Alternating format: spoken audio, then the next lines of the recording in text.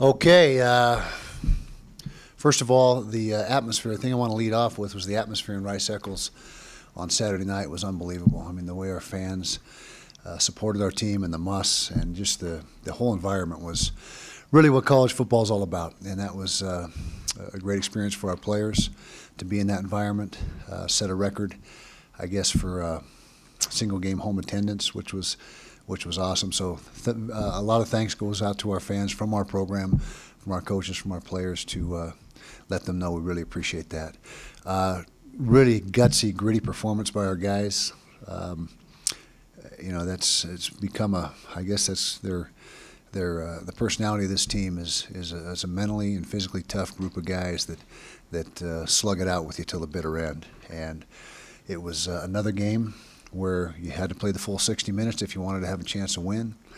We did that, and in the end, our guys found a way to make the play at the very end of the game to get the win. So it was a big positive for us. We go back on the road this week to Arizona State. Really good football team, very balanced football team, and right now they are in first place in the South, and so it's a big challenge for our team. So questions. Along the lines of what you just said about your team, can you talk specifically about the offense's drives in each of the last 3 games to win the game? Yeah, another situation where the offense really answered the bell.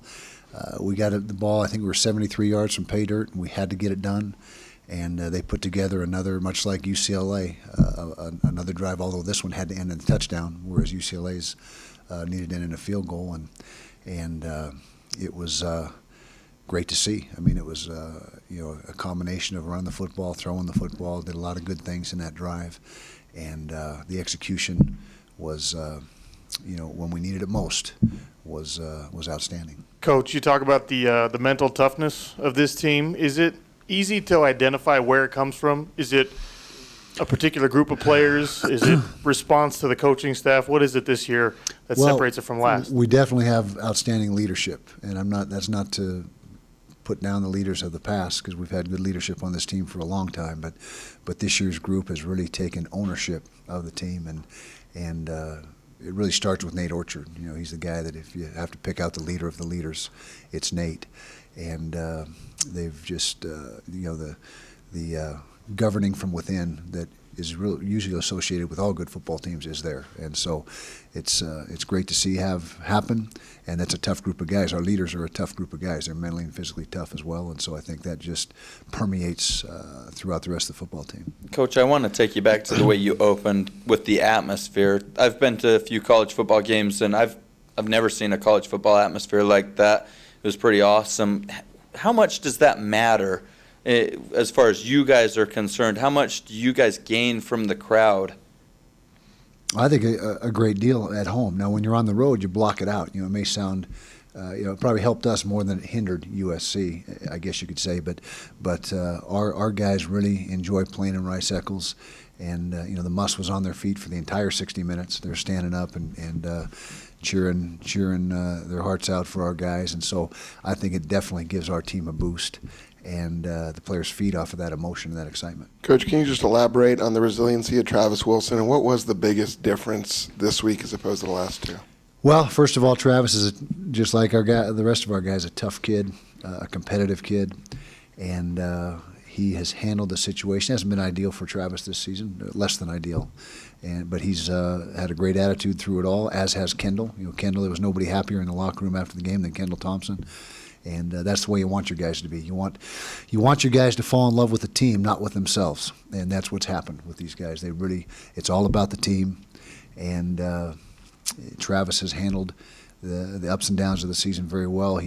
And as far as the game Saturday night, particularly in the throw game, the 3 things we talked about that really were contributing to our lack of production, a little better pass protection, less drops, and a little more accurate throws. They all came together, and we weren't overly prolific on Saturday night throwing the football. We had a couple hundred yards, which is a big step forward, but we did. I think there was only 1 drop in the game.